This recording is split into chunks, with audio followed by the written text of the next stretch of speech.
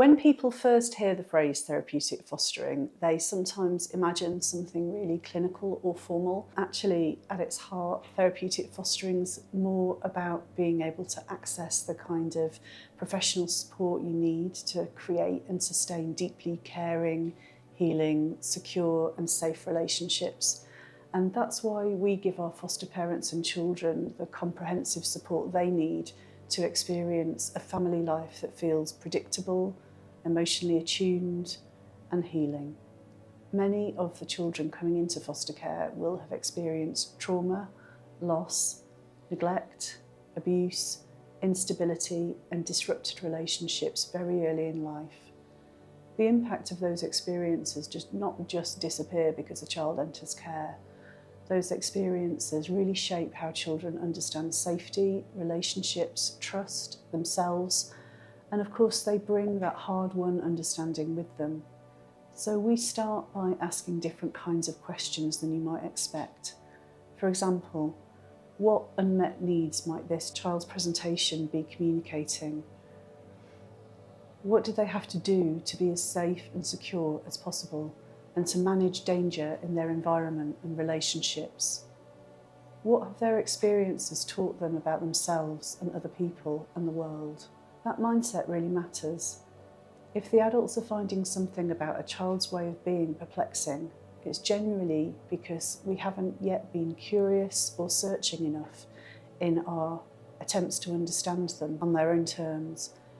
And it's really important that we keep striving for that, because when we feel understood, that's when we can really trust enough to accept support, care, and explore new ways of being.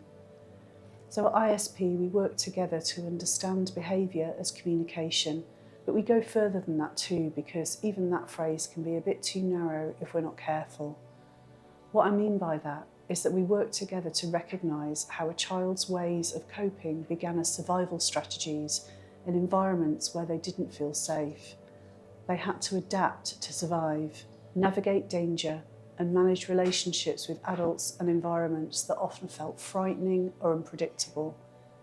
In that context, everything tends to make perfect sense, and it's incredible what our children have learned to do to make their lives as safe and secure as possible. They have amazing resilience, and we have to start from understanding this, because it enables us to create environments where, over time, children feel safe enough to adapt again and develop more ways of coping, better suited to their new circumstances and enhancing their life chances. It also ensures that we're working from a position that recognises their dignity, resilience and sense of self. So therapeutic fostering means creating relationships and environments where children feel safe enough to process trauma, develop emotionally and begin building what might well be their very first trusting relationships. Everyday experiences, as well as through specially designed therapy services which work in tandem to support this process. Our children need emotionally available adults, predictable routines, repair after conflict, steady responses in difficult moments, and relationships that stay robust even when things are difficult. We'd learn that our therapy needs to be flexible enough to respond really sensitively to children's needs, fears, preferences, priorities and voice, and never impose or dictate. And that we get the best results for children when we give foster families access to stable and fully integrated multidisciplinary teams of helping professionals. These three aspects coexist at ISP, and sadly that's incredibly rare. We built ISP's model to provide a collaborative team around the child and the fostering family. The team will include therapists, education advisors, social workers, fostering advisors and other professionals, so that foster parents never need to be alone in their work. The organisation's original name, the Integrated Service Programme, reflects the whole system therapeutic approach. It's not just about having a range of services available, it's about how those services are holistically integrated into a coordinated and consistent approach so that children who have had the very worst starts in life can be given the best possible chance to recover, grow and thrive. It's often said that it takes a village, and at ISP that's exactly what we have. Having a team like this means that fostering is grounded in a clinically informed understanding of child development, attachment, trauma and complex needs. We don't just place children and expect them to fit in or adapt quickly. We really turn that on its head. We need to understand so we can adapt around their needs and provide the family they need to heal. Therapeutic fostering tends to be effective because it looks beyond and beneath behaviour, and it's preemptive, not reactive. So we don't just roll in and with intervention in times of conflict and target behaviour. We are there all the time, thinking ahead, understanding and adjusting our support plans to keep things on an even keel.